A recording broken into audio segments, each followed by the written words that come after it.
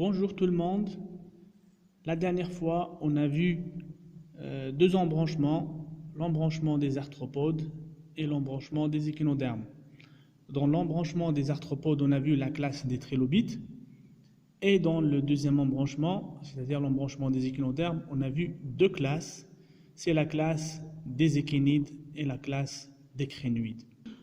Donc, on a dit la différence entre ces deux dernières classes, les échinides et les crinoïdes, c'est dans le mode de vie. Pour les échinides, ils ont un mode de vie épibentique vagile, c'est-à-dire ils se déplacent sur le fond marin.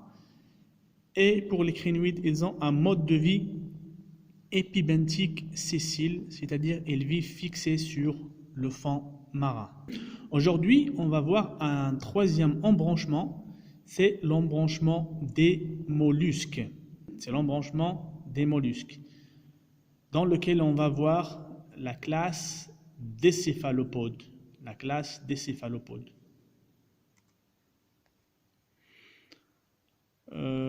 Normalement, dans cet embranchement, on va voir trois classes, les céphalopodes, lamellibranches et gastéropodes. Mais pour la séance d'aujourd'hui, on va voir juste les céphalopodes. L'étymologie du terme mollusque, donc en latin mollis, c'est-à-dire mou, à cause de leur corps flasque. Elles ont un corps flasque, mais souvent protégé par une coquille qui peut être très dure. Donc ils ont un corps, les mollusques, ils ont un corps flasque protégé par une coquille très dure. La taxinomie, on a plus de 100 000 espèces dans les mollusques. L'embranchement, elle est séparée en 8 classes. Et nous, parmi ces 8 classes, on va voir 3. C'est les lamellibranches, les gastéropodes et les céphalopodes. Le plan d'organisation des mollusques, ils sont des animaux à symétrie bilatérale, ils ont une symétrie bilatérale, pouvant être perdus secondairement. Ils se reconnaissent au plan d'organisation suivant. Ils ont un corps mou, non segmenté. Ce n'est pas comme chez les arthropodes qui ont un corps segmenté ou bien métamérisé. Pour les mollusques, ils ont un corps mou, non segmenté, pourvu d'un pied musculeux. Voilà, un pied musculeux. Et bien sûr qu'il va servir pour la locomotion ou bien le déplacement.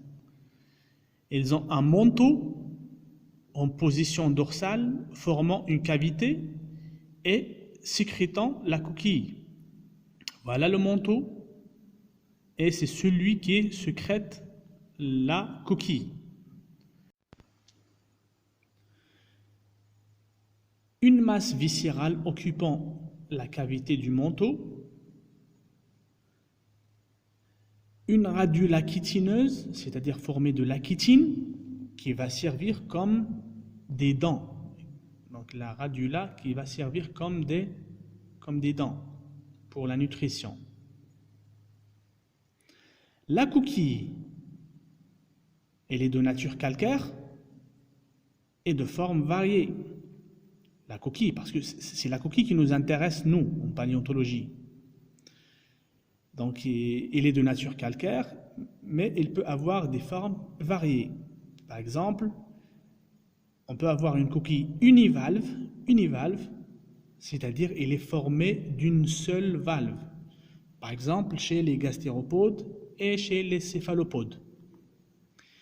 Il peut être aussi bivalve, c'est-à-dire formée de 2 valves.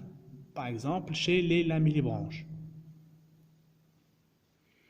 Le mode de vie, ils sont apparus au Cambrien, en milieu marin. Les mollusques ont peuplé tous les types de milieux à toutes les latitudes. Donc, ils sont apparus au Cambrien, puis ils se sont diversifiés Les modes alimentaires, ils sont variés. OK? Très bien. On va faire un aperçu sur la classification. On a dit que l'embranchement des mollusques il est séparé en 8 classes, mais 5 classes qui sont principales. 5 classes qui sont principales. Et parmi ces 5, nous, on va voir 3, les céphalopodes, les lamellibranches et les gastéropodes. Voilà, la classe des céphalopodes. Les céphalopodes, ils constituent une classe de mollusques exclusivement marins, donc le milieu de vie c'est aquatique marin. Leur nom dérive de la position du pied entourant la tête. Voilà, ils ont des pieds ou bien des tentacules qui entourent la tête. D'où le nom céphalopode. Céphalo, c'est-à-dire la tête, pod, c'est-à-dire les pieds. Céphalopode parce qu'ils ont les pieds qui entourent la tête. Ils se distinguent des autres mollusques par une tête bien développée. Donc, la différence entre les céphalopodes et les autres mollusques, c'est que pour les céphalopodes, ils ont une tête bien développée, pourvue de 2 gros yeux. Ils ont 2 gros yeux assez proches de ceux des vertébrés. Ils ont des yeux comme des yeux de vertébrés. Ils ont des mâchoires cornées formant un bec, voilà, un bec comme le bec des oiseaux. Leur coquille univalve, donc les céphalopodes, ils ont une coquille univalve formée d'une seule valve, voilà. Se caractérise par une symétrie bilatérale. Ils ont une symétrie bilatérale. Et par un cloisonnement interne. La coquille, elle est cloisonnée à l'intérieur. On a des cloisons. Et ces cloisons internes séparent les loges. Les loges jouant un rôle de blast pour équilibrer la pression hydrostatique. Et bien sûr, il va favoriser la flottabilité de l'animal. La coquille, on a dit, elle est cloisonnée à l'intérieur. Et entre 2 cloisons, on a une petite chambre qui s'appelle loge. Et l'animal, qu'est-ce qu'il fait? Bien sûr, il joue sur la pression hydrostatique à l'intérieur de ces petites chambres, de ces loges, pour équilibrer, ou bien pour faciliter sa flottabilité. Les céphalopodes sont des organismes benthiques vagiles et ou nectoniques. Benthiques vagiles et onectoniques, c'est-à-dire on peut trouver des céphalopodes qui sont épibenthiques vagiles, ils se déplacent sur le fond marin. On peut trouver des céphalopodes qui sont nectoniques, c'est-à-dire ils nagent dans l'eau. Et on peut trouver des céphalopodes qui ont les deux. Donc, il se déplace sur le fond marin et en même temps, il a la capacité de nager. OK? La coquille de céphalopode, elle peut être externe ou bien interne, ou bien couverte par un repli du manteau. C'est-à-dire, la coquille, il peut être externe comme il peut être interne. Les céphalopodes à coquille interne, donc ils ont la coquille à l'intérieur du corps. On trouve par exemple des bilimnites. Voilà. La coquille, c'est celle-là, en noir. C'est à l'intérieur du corps de l'animal. Les bilimnites, ce sont des céphalopodes fossiles. Donc il n'existe plus de bilimnites actuellement. Et les formes qu'on trouve actuellement, les formes de céphalopodes qu'on trouve actuellement, qui ont la coquille interne, c'est par exemple la sèche, le calmar. Ce sont des céphalopodes qui ont une coquille à l'intérieur du corps. Et vous voyez là, on a dit tout à l'heure qu'ils ont une tête bien développée avec de gros yeux qui sont proches des yeux de vertébrés. Et on a des céphalopodes à coquille externe. La coquille externe, l'exemple, c'est des nautiloïdes et les ammonoïdes. Les nautiloïdes et des ammonoïdes. Donc les ammonoïdes, ce sont des céphalopodes fossiles, donc il n'existe plus d'ammonoïdes maintenant. Et les nautiloïdes, on peut les trouver actuellement, donc les nautiles. Donc les deux, ce sont des céphalopodes à coquille externe. On va commencer par les céphalopodes à coquille externe. Donc on a dit les céphalopodes, on peut les regrouper ou bien les subdiviser en deux groupes. Les céphalopodes à coquille interne, les céphalopodes à coquille externe. Les céphalopodes à coquille externe, on va décrire un petit peu la coquille externe des céphalopodes. Elle est univalve, c'est-à-dire elle est formée d'une seule valve. Elle est en grande partie calcaire, de nature calcaire, et elle joue le rôle de protection et elle facilite la flottabilité de l'animal. Donc la coquille, elle a deux rôles, le rôle de la protection de l'animal et aussi le rôle de la flottabilité de l'animal. Elle correspond à un cône, voilà. La coquille, se forme d'un cône divisé par des cloisons. Voilà, à l'intérieur, elle est cloisonnée.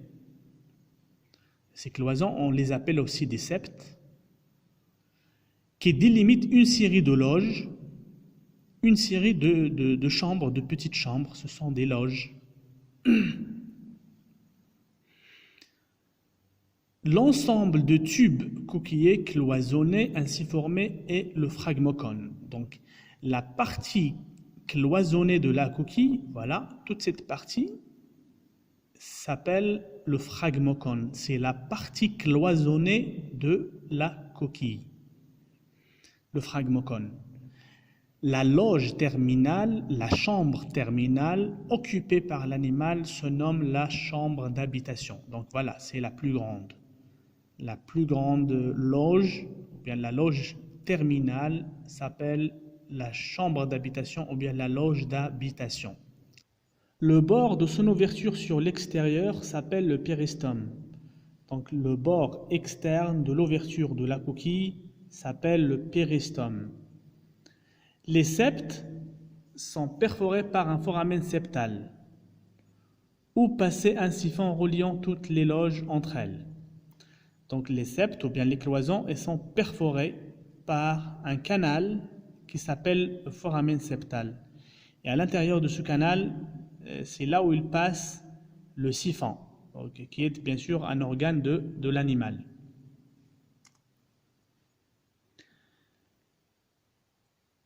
Le contact des cloisons avec la paroi externe de la coquille s'appelle la ligne de suture. La ligne de suture. Voilà, donc on a ici, là c'est la paroi externe de la coquille, et à l'intérieur, lorsque j'élimine cette paroi externe, qu'est-ce que je vois? Je vois des lignes de suture. Les lignes de suture. C'est quoi la ligne de suture? Normalement, c'est le contact du cloison avec la paroi externe. C'est le contact entre un cloison. Normalement, si je vois cette ligne-là en 3 dimensions, ça va me donner un petit cloison, un petit mur, qui délimite ces murs. Ils délimitent entre eux des petites chambres, ou bien ce qu'on appelle des loges. Donc, si je vois ce cloison c'est-à-dire en 2D, je vois une ligne, c'est la ligne de suture. Et si je la vois en 3D, ça va me donner un cloison. Okay? Donc la ligne de suture, c'est le contact du cloison avec la paroi externe de la coquille.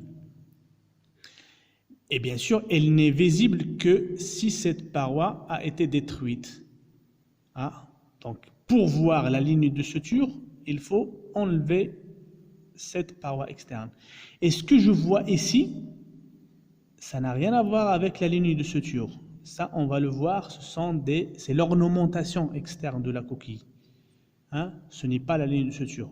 Mais dans cette partie, c'est juste dans cette partie où je peux voir la ligne de suture parce que la paroi externe, elle a été éliminée ici. Le tracé de la ligne de suture peut être simple ou bien montrer de nombreuses ondulations.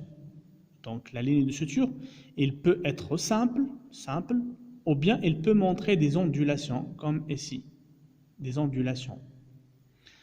Ainsi, celle-ci, c'est-à-dire la ligne de suture, présente des parties convexes qui sont dirigées soit vers l'avant, on les appelle des selles, soit vers l'arrière, on les appelle des lobes. Donc, si je prends par exemple cette ligne de suture, elle présente des ondulations. Donc, les parties convexes qui sont dirigées vers l'avant, voilà, donc là, c'est l'avant, vers l'ouverture. Donc, cette ondulation, elle est dirigée vers l'avant, c'est-à-dire vers l'ouverture. Par contre, cette ondulation, celle-là, elle est dirigée vers l'arrière. Ok? Le sens contraire des selles. Donc, elle s'appelle des lobes. Les ondulations dirigées vers l'avant, vers l'ouverture, s'appellent des selles. Les ondulations dirigées vers le sens contraire s'appellent des lobes. Ok? La morphologie de la ligne de suture, elle est très importante en systématique. Donc, c'est un paramètre sur lequel on se base pour faire la classification. Ces ondulations permettent de distinguer 3 types de lignes de suture. En se basant sur la morphologie de la ligne de suture, on peut distinguer 3 types. Le premier type de la ligne de suture, c'est le type goniatitique. C'est quoi? C'est une morphologie où les selles et les lobes, ils sont anguleux et non divisés. Voilà, dans ce cas, les goniatites. Donc les lobes et les selles, ils sont anguleux et ils sont non divisés. Un type cératitique. Les selles, elles sont arrondies, c'est-à-dire les ondulations dirigées vers l'ouverture, vers l'avant, elles sont arrondies, et les lobes, elles sont dentés. Voilà. Donc ça, c'est goniatitique, ça, c'est cératitique. Vous voyez là, les ondulations dirigées vers l'ouverture, elles sont arrondies. Et les ondulations dirigées vers l'arrière, elles sont dentées, sous forme de dents. Le troisième type, c'est type ammonitique. C'est quoi? C'est les selles, lorsque les selles et les lobes, ils sont complexes. Voilà. Dans ce cas, les lobes et les selles, ils sont complexes. Donc, en se basant sur la morphologie de la ligne de suture, on distingue 3 types, goniatitique, cératitique et ammonitique. Et voilà, qu'est-ce qu'on voit aussi sur la coquille externe des céphalopodes? C'est l'ornementation. Ou bien c'est la décoration externe de la coquille. Et se compose souvent de côtes en relief, c'est-à-dire des petits reliefs, comme dans ce cas. Voilà, ce sont des côtes. Voilà. Ce sont des petits reliefs sur la face externe de la coquille, ce qu'on appelle des côtes. Et ces côtes, elles peuvent être simples, doubles ou bien même triples. Donc dans ce cas, par exemple, c'est simple. Dans ce cas, c'est double. Deux, on peut avoir aussi des côtes qui sont, c'est-à-dire triples. Je peux voir des tubercules, donc sur la face externe, je peux voir des côtes, des tubercules. Des tubercules, ce sont des points, se forment de boutons, hein, comme des boutons. Ce sont des tubercules. Se forment d'épines, je peux voir des épines sur la face externe de la coquille. Des sillons, c'est le contraire des côtes. Les côtes, on a dit, c'est des petits reliefs. Les sillons, c'est des petits creux.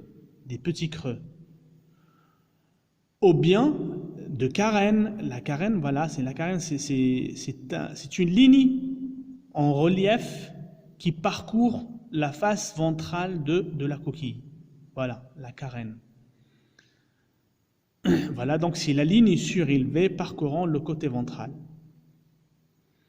Ok, donc, et cette l'ornementation, ou bien la décoration, je peux la voir sur la face externe de la coquille, comme je peux la voir aussi du côté interne.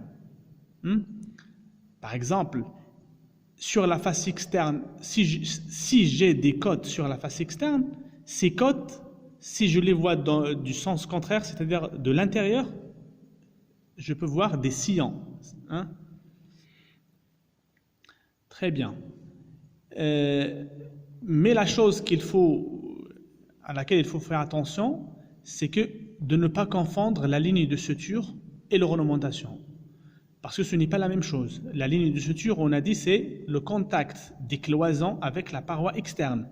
Je ne peux pas voir cette ligne de suture, hein, sur la coquille. Il faut casser la paroi externe pour pouvoir voir la ligne de suture.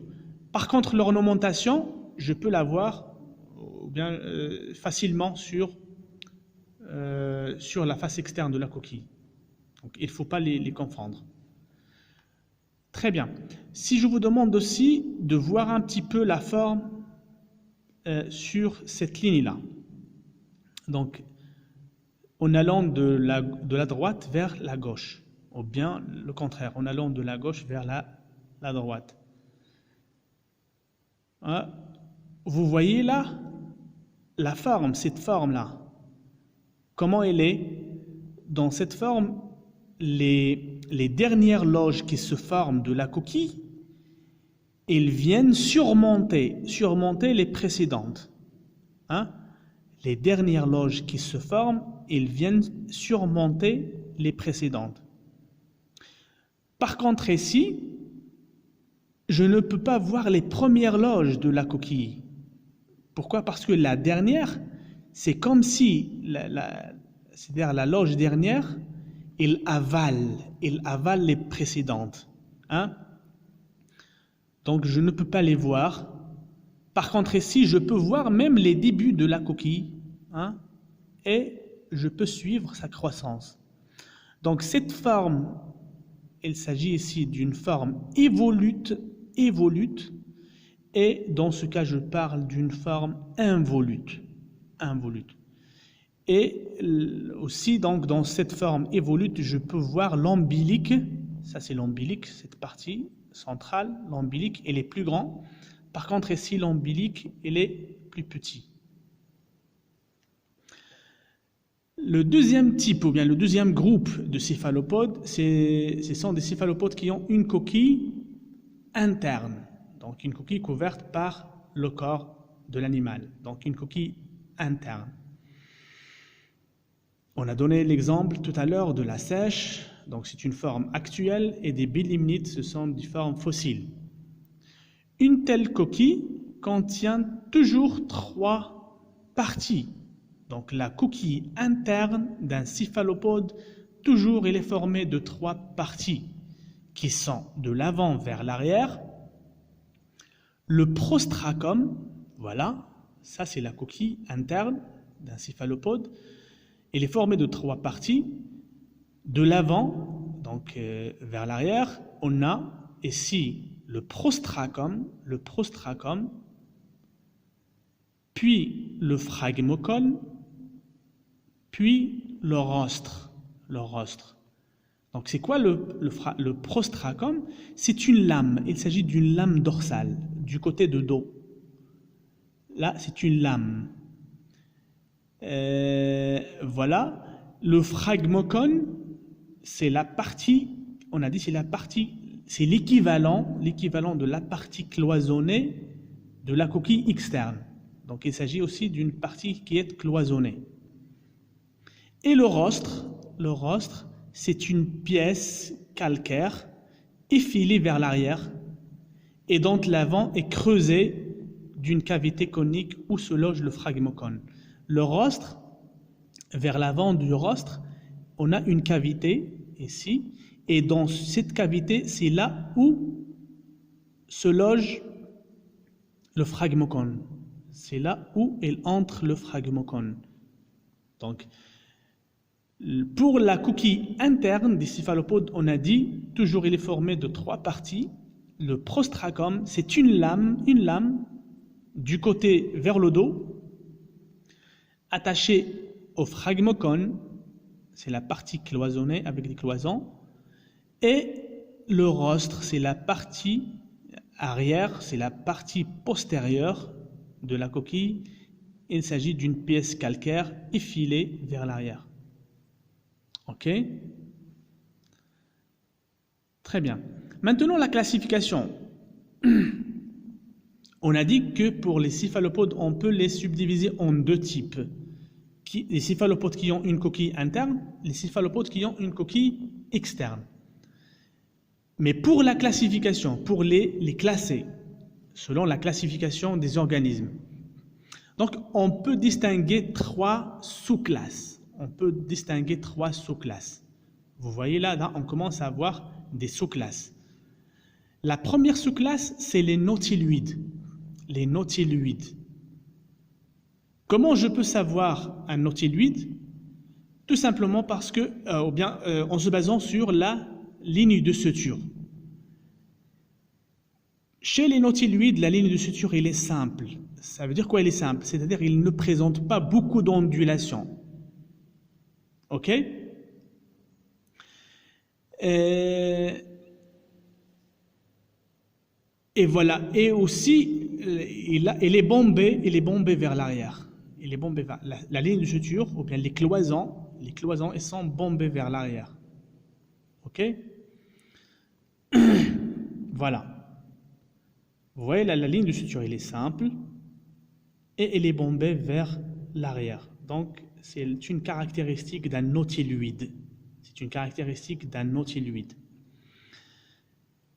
La deuxième sous-classe, c'est les ammonoïdes. Donc, c'est un groupe uniquement fossile, donc je ne peux pas trouver actuellement un ammonoïde. Donc, c'est une forme uniquement fossile. Il n'y a pas de représentant actuel. Ils comprennent 3 groupes. Donc, la sous-classe des ammonoïdes, je peux la subdiviser en 3 groupes. Et ces 3 groupes, ils sont caractérisés par un type de suture particulier. Voilà, c'est les types de sutures qu'on vient de voir. Je trouve les goniatites qui ont une ligne de suture goniatitique. C'est quoi goniatitique, on a dit? Les selles et les lobes, ils sont anguleux et non divisés. Les cératites, elles ont une suture cératitique. Cératitique, c'est quoi? Les selles arrondies, les lobes dentés. Et les ammonites au sens strict, ils ont une ligne de suture qui est ammonitique. Ammonitique, ça veut dire quoi? Les selles et les lobes, ils sont complexes. Ok? Donc, la première sous-classe, c'est les nautiloïdes. La ligne de suture, elle est simple. Les cloisons, elles sont bombées vers l'arrière. Les ammonoïdes, la deuxième sous-classe, je peux trouver 3 groupes à l'intérieur de la sous-classe des ammonoïdes. Les goniatites, ligne de suture goniatitique, les cératites, ligne de suture cératitique, les ammonites, ligne de suture ammonétique. La troisième sous-classe, c'est les bilimnitoïdes. Les bilimnitoïdes. On les appelle aussi les colloïdes, ou bien les bilimnoïdes. Les bilimnitoïdes, ou bien les bilimnoïdes, ou bien les colloïdes. Donc la troisième sous-classe, c'est les bilimnitoïdes. Et tout simplement, les bilimnitoïdes, comment je peux distinguer les bilimnitoïdes des ammonoïdes et des nautiloïdes? La différence, tout simplement, c'est que chez les nautiloïdes, la sous-classe des nautiloïdes et la sous-classe des ammonoïdes, ils ont une coquille externe. Par contre, les bilimnoïdes, ou bien les bilimnitoïdes, ils ont une coquille interne. Et lorsque j'ai une coquille interne, j'ai dit, elle est formée toujours de trois parties. C'est le prostracum, c'est la partie antérieure de la coquille, le phragmocone et le rostre. Voilà. Généralement, ce qu'on trouve fossilisé, c'est le rostre. Et pour le prostracum, c'est une lame qui est rarement préservée. Ok? On a vu pour les bilimnitoïdes des exemples actuels, c'est la seiche, le calmar, la spirule, la pieuvre. Ok? Et pour les fossiles, c'est les bilimnites. Je note que pour les formes actuelles, je peux avoir un bilimnitoïde sans coquille. Vous voyez là? Parce que chez les formes actuelles, la coquille elle est souvent réduite, voire même absente. Je peux trouver un bilimnitoïde qui n'a pas de coquille interne. L'exemple, c'est la pieuvre. La pieuvre, c'est un bilimnitoïde, mais avec l'évolution, elle a perdu sa coquille. Voilà. Donc, c'est tout pour cette séance. À la prochaine fois.